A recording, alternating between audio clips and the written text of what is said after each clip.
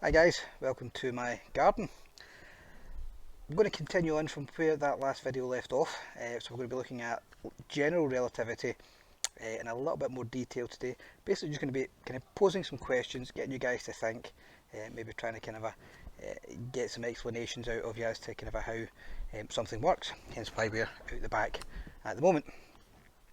However, I just want to make sure that we're all quite clear in our head with the explanation from that video. So obviously in the video you watched previously, you had the feather and you had the bowling balls, the bowling ball and the feathers I should say, and they both fell, and initially of course the bowling ball came down much quicker, the feathers kind of floated to the ground, they were affected by air resistance.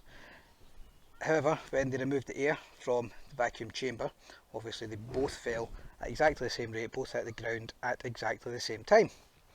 Now the reason, of course, hopefully you've all came to this conclusion, it's nice and simple. Basically, in the absence of any atmosphere, so when we created that vacuum, or when Professor Brian Cox created that vacuum, basically there was nothing to oppose the falling object, and acceleration, of course, is always exactly the same. So that means that the rate that the speed is increasing at is going to be constant no matter what its mass.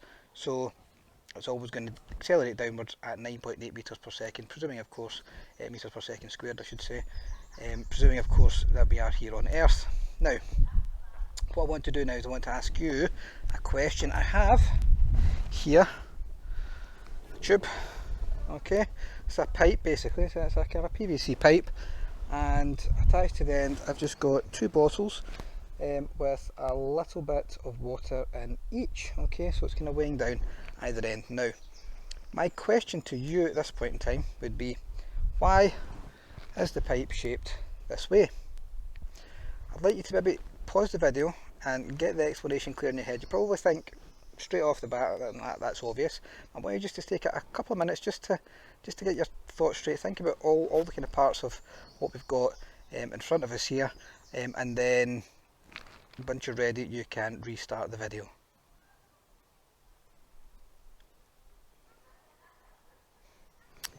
Okay, so let's imagine a similar setup now.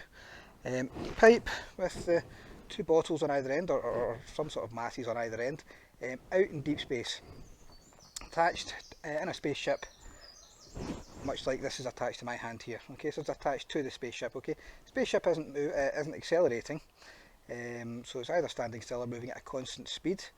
Okay, what shape would this pipe be?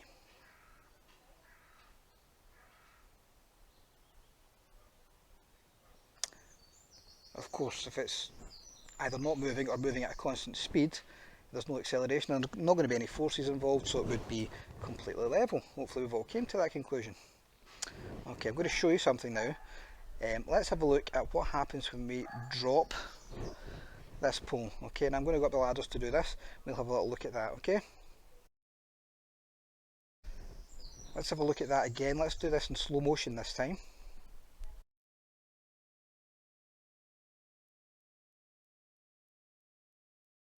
Okay, so hopefully you saw when we dropped the pole, actually what happened, or the rod, the pipe, what happened was it kind of almost became straight. Maybe a slight bend still to it, which is more to do with the natural shape that the pipe wants to take due to the way it's been kind of stored. But the pipe became almost straight compared to the way it certainly is now. So when we were dropping that, it was straight. Remember, out in deep space, there had to be absolutely no acceleration, so there was no force acting on it for it to be absolutely straight. Let me ask you another question then. How do you think, if we were in deep space with that rig, so the pipe is supported just in the middle, it's attached to the ship somewhere in the middle, and the ship begins to, how do you think we could recreate this shape?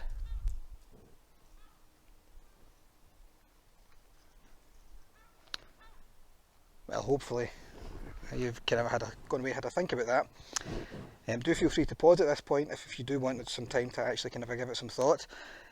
Hopefully you've came to the conclusion though that in order to make this shape, what you would have to do, if this was just supported in the middle, you would have to have that spaceship accelerating. In this case it would have to be accelerating in that direction and be upwards relative to the ground here. However, the ship would have to accelerate in order to make this shape. So what we are saying is that to recreate a shape that we have here, by holding this still and not allowing it to move in the Earth's gravitational field,